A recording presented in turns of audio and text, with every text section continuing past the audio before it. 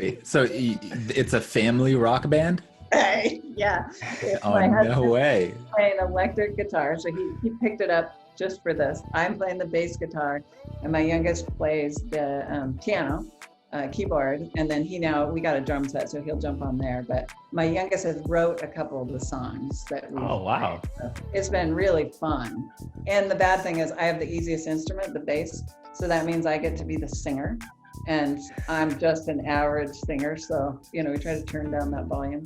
Like we're doing Fremont from Aerosmith, and here's Steven Tyler's range, and here's like my range. So Yeah. it's not the best, but it's fun.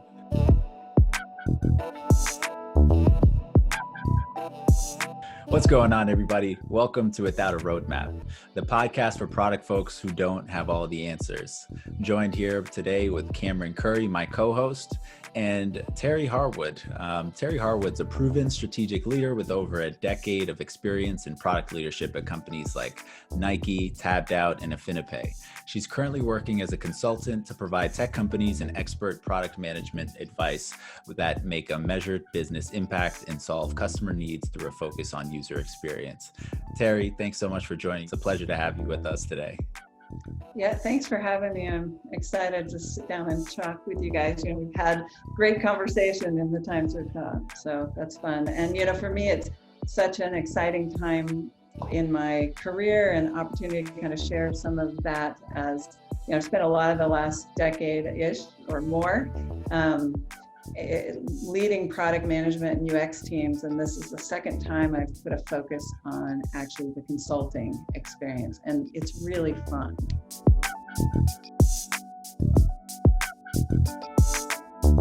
I think we should just dive right into that consulting experience right off the bat. So I think for a lot of our listeners out there that know product management or just are trying to get more interested in product management and learn about it, I think most of us view it as you do it at a company and there's not this consultant arm or part you can do as part of product management. So why don't you talk us through like how consulting for product management as a role in general, and then kind of like what makes good candidates of that type of work? Okay, so the type of companies that are going to need consulting is going to be different than the ones that are particularly hiring.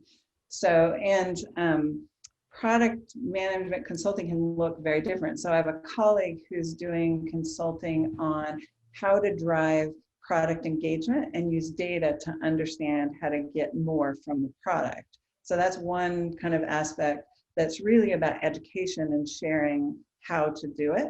And then, on my side, I'm very much focused on helping develop that strategic vision, that strategic roadmap, as well as it can help grow the core competency of product management.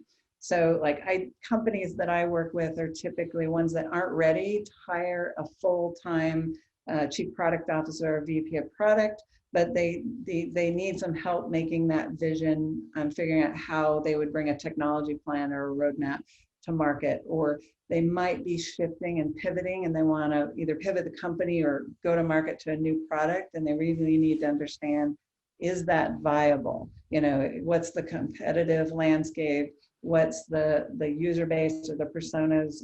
Are they going to adopt it? Is there a revenue model there? And kind of how would that come to market? So those would be more the companies that they need some help, but it's kind of a fixed thing, or even they're ready to hire a product leader, but they need some time. And rather than rush to get that, I can help fill in the gap in that time frame until and even help hire in that. So those would be kind of good companies that for my focus. So I'm really curious to hear from your perspective what it's like to kind of step in, in a consulting capacity for a company, especially from the perspective of them having been working on a problem for years and you coming in with the kind of expectation that you can potentially solve their problems.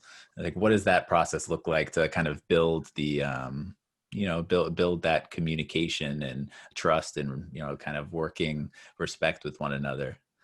Yeah, I think the first key is you're coming in to listen, right? No different than if you're a product manager and you're trying to understand your users. You want to create a relationship. You want to understand what problem they need help with. And often in listening, you're getting that credibility because they know they're being heard. And then, for me, I've done everything from, I've been the one going out to do user research. So I'm gaining a lot of credibility because I'm actually talking to users, but bringing back video and snips and data about them. Or I've worked with companies that have that big vision, and they aren't really of a technology background. So that big vision and that pivot, or that big vision and that new thing, they don't know how to get there. So I'm bringing in the credibility of, hey, here's, you may know your users, you may know where you're trying to go, but I'm going to help you with the path to get there. And I think to be a good consultant, you've got to be good at listening, and you've got to be good at being very fluid. And so having a foundation in good product management practices and like a broad set of tools, you also have to know how to apply what, when. I don't think I'd be very successful if I came in with, this is the way we're going to do this, and there's only one process, there's only one way to do product management. I'm actually there to help them solve a problem. So we're focusing, we're listening, and then, gaining credibility through that process. Mm-hmm. I think you brought up an interesting point about sometimes you're more credible because you're the one actually talking to the users of the product. And I think that's super interesting, of like product teams having that disconnect between themselves and people that are actually using the product, the end users. And so I was curious to hear your thoughts on like why that disconnect happens. Like, how do product organizations just stop talking to the people that are using their product? And what would your recommendation be for product organizations actually talking to their users, whether that's on like a weekly or monthly basis, depending on obviously the organization and the size of the customer base? Yeah. So usually I find that more where there's not a strong product management organization, that there's a strong technology dev organization, or, a sales business side, and they haven't really grown their product management organization, or when the product team is just so over capacity at just executing, when you're trying to, because recruiting users takes time, coordinating that, setting aside in your schedule. So, if it's a very execution-based product organization where it's more the product owner side, you're in Scrum and you're just trying to get stuff out all the time, it's hard to find the time. And if the company doesn't value that because they haven't had that example, it's hard to even to make that happen. And it can also be hard to get to your customers. So in a consumer-driven or focused product, like I did a consumer mobile, it was really hard to get customers to want to talk to us because they want to use their mobile app. So we had to get creative, and that takes time. If you're doing an internal product, you have more of a captive audience, it's easier to talk to. So it can be those things, it's time consuming, you're focused on execution, there's not a strong product management organization to do that. All of those things can lead to a lack of in the building. We believe we know. Mm. And I'm curious, for those companies that, where their product organizations are, too busy or over capacity to, invest in doing user research, maybe they're also earlier stage and don't have a ton of data to work with which they can run some sort of like quantitative analysis. Like, what sort of frameworks might you use to help them kind of validate their roadmap?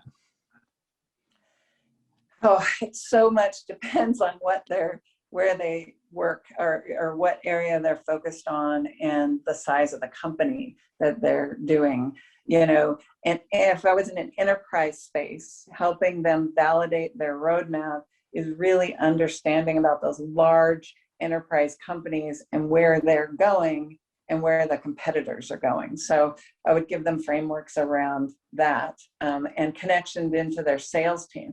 Your sales team in an enterprise space is going to be amazingly knowledgeable about the gaps. sometimes that's super frustrating, right? Because they've committed to solve those gaps in contracts without, really talking to the dev and product organizations. Where if you're on a consumer side, you can do your own creative user testing, and I often give out research plans to user interview scripts and things. If anybody wants those, I have those. I'm happy to share. As well as there's things like usertesting.com if you have the budget that you can actually hire out. So it's going to very much depend on who your customers are for what the right technique would be.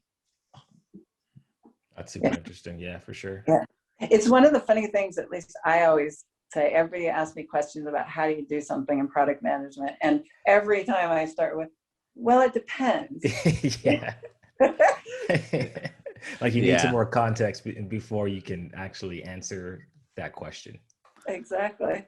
Yeah. Mm-hmm. Do you guys find that similar for you? Is that, there's a lot of figuring out the right approach based on the situation?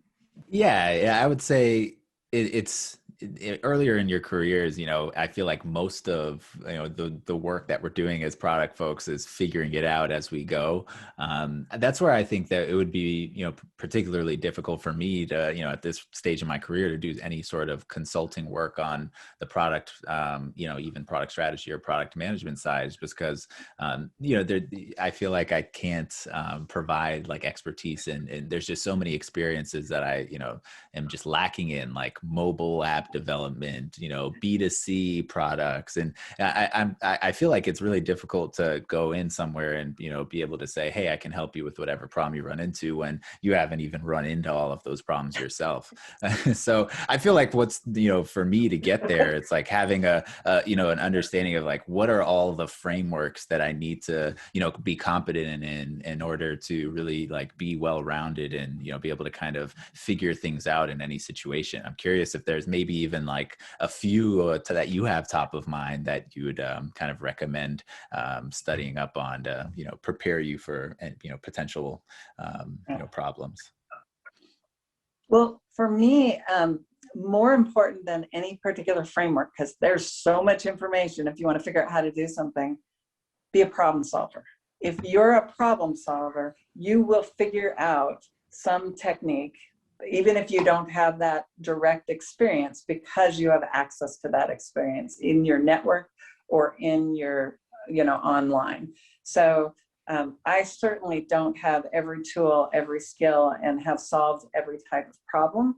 But I think part of, even just in my career, not as a consultant, but from, I've been at a big giant company like Nike. I've been at a tiny startup of 20 people. I've been at a mid-sized company. I've went from consumer products to fintech to payments, and all of that fluidity in my career and types of companies and different sizes is all because I'm a problem solver. So if you can be a problem solver, you can actually be good at consulting. Mm-hmm. That's a good point. I was reading, I think somewhere on the internet last week, talking about how the roles of product management and enterprise and startups are drastically different. And then a lot of the content that's out there has been written as if you're a product person at an enterprise level company or a large company that has access to all of these different tools and resources for people to like use data and drive all these analysis. But when you're at a startup, you don't have access to all of those different tools and technology and this knowledge. And so trying to fit your product process to some of these frameworks is going to leave you frustrated. And as you're saying, one of the key aspects of product management is being a problem solver. So it's less so trying to fit your product process and how you do your own product management to one of these frameworks. It's more so figuring out with all the knowledge you have available to you, how you can best run your product organization, given what you have. So I thought it was super interesting. You just brought that up. Yeah, that's exactly, I think, states that my belief really well. As it's figuring out, I had a good example, taught me probably two early things at Nike that happened. One was we brought in an expert in he's phenomenal idea. He came with this idea about user story mapping and how you use the map out on the wall. And we brought him in, and this is a phenomenal tool for the start of a product, especially early stage company. But we were trying to apply it to a very large, complex, very integrated, more mature product, and it wasn't a great fit. And the consultant actually couldn't help us understand how to bridge that because his context was only startups and kind of that early stage, early product. And I was like, okay, not every tool is going to fit in every situation. And then the other example I had, I actually left Nike for 2 years. My husband and I opened a retail store long enough for me to know husbands and wives should not work together, or at least we should. And we're fine. We just passed our 21st wedding anniversary. But when I came back, one of the years while I was gone, there was a big focus on creating templates and process documentation, and this is how we're going to work.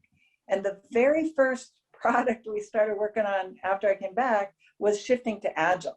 And I was like, none of these apply. And these poor people who had proudly invested all their time in figuring out the right template and the right process, and they were smart, like this was good stuff, none of it was going to be used, and it never got used again.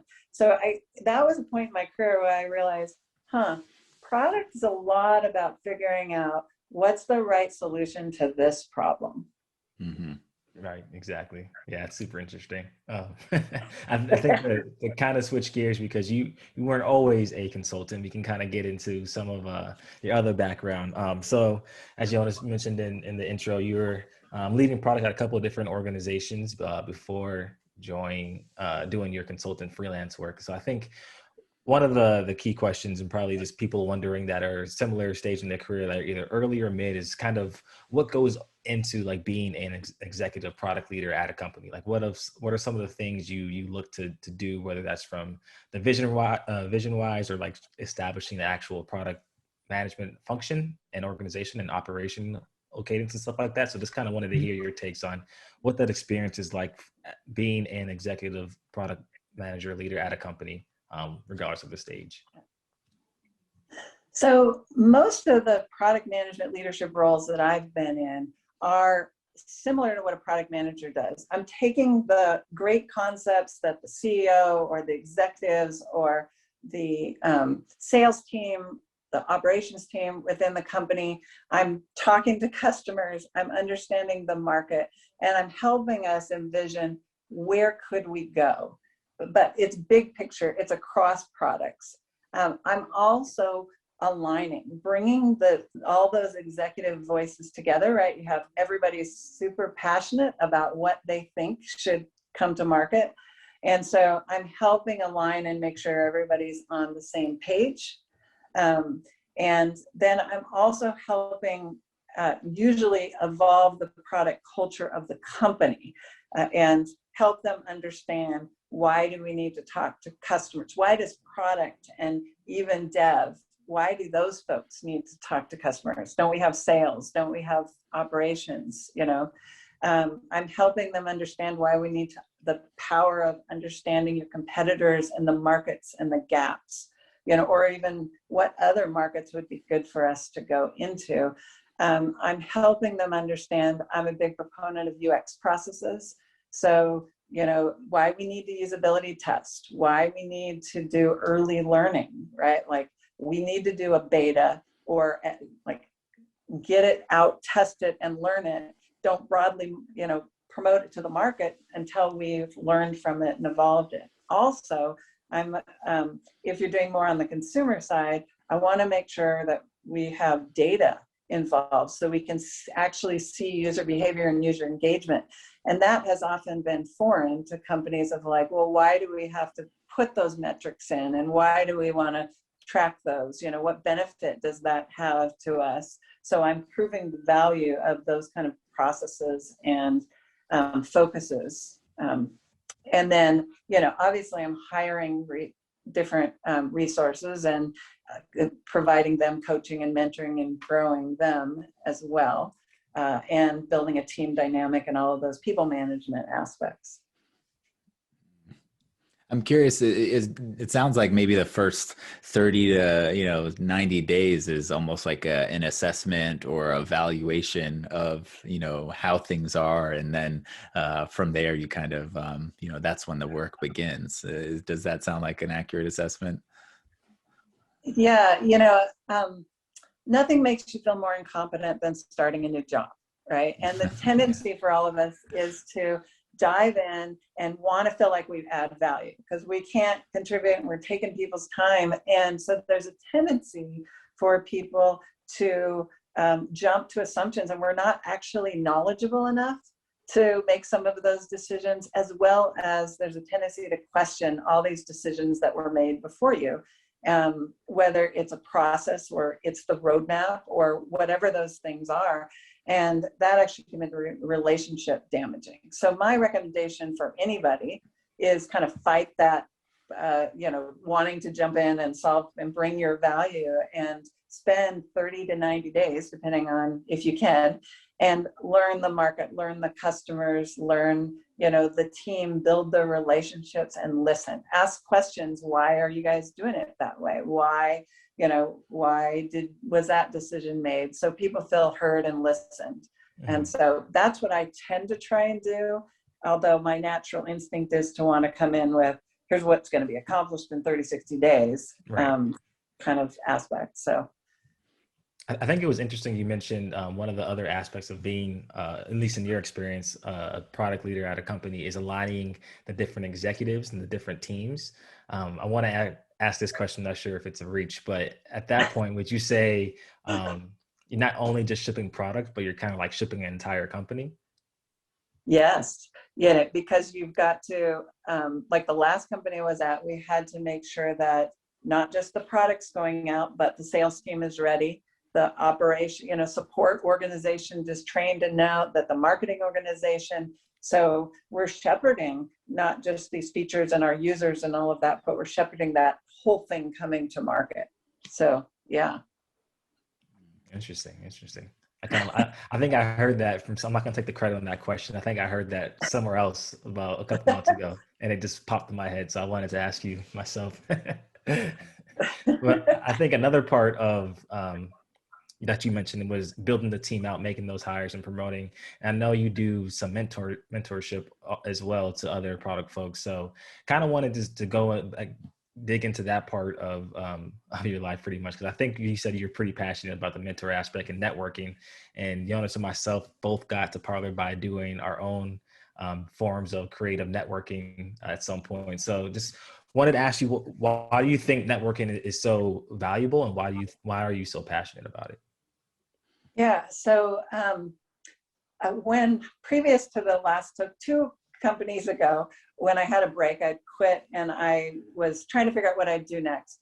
I didn't want to do traditional job search because it's so depressing, right? Like you apply, get rejected, you're high, you're low, Yeah. And so I had a career coach at one time in my that had said networking is powerful. And I was like, I'm not doing that. I'm not talking to strangers to ask them to help me find a job.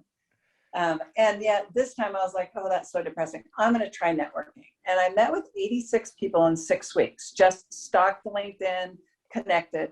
And, through that, it just proved the power to me of networking. And so when you look at the data, the statistics around it, what's happened is about 75% of companies use applicant tracking system. And those just knock out about 50% of candidates just based on the way the resume was written. So it's not even about the content. It's about the words that are used.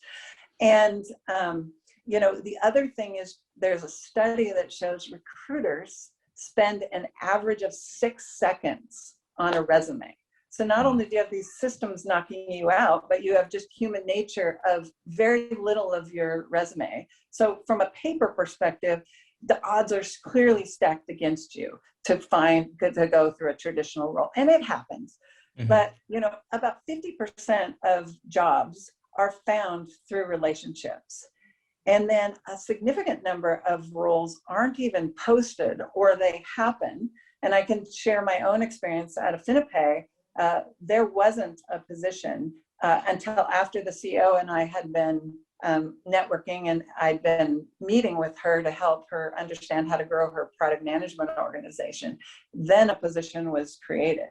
So if you're only doing it in paper, not only making it hard, you're also limiting the opportunities you're going to be exposed to.